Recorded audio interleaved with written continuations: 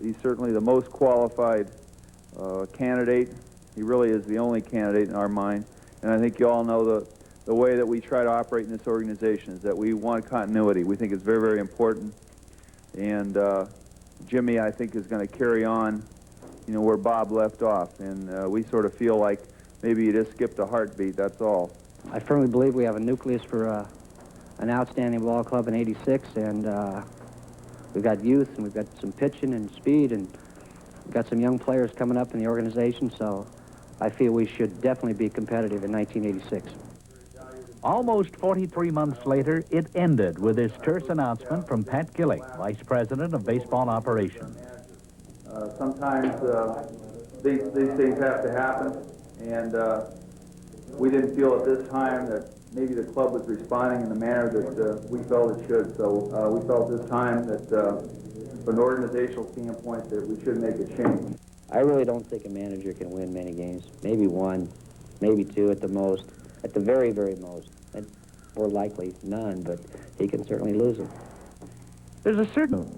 We didn't feel at this time that maybe the club was responding in the manner that we felt it should. So we felt this time that from an organizational standpoint that we should make a change. Sometimes the blame is put completely on the manager. We don't feel that way. We think that any time that we have to make a move of this nature, that's really a reflection on the entire organization. I think we all share the responsibility. I'm just going to take the club over until they find the person that they want, and hopefully I can do a decent job, try to keep us in there until that time happens. Won't it be a further disruption to the ball team to have a new manager come in, work with an existing coaching staff, one of whom was an interim manager, and in the meantime some player changes possibly made? Well, I think that's going to be his decision. I don't think that he's going to have any problems with our coaches. I don't think any of us have been pushing for this job or anything like that. It's not going to be any backstabbing or whatever. We're just going to try to work and reach the same goal, and that's win the American League East. Pat mentioned that the new manager, whenever he's named, would have a more abrasive personality. Do you think that's what this team needs? Well, I'm not sure about that.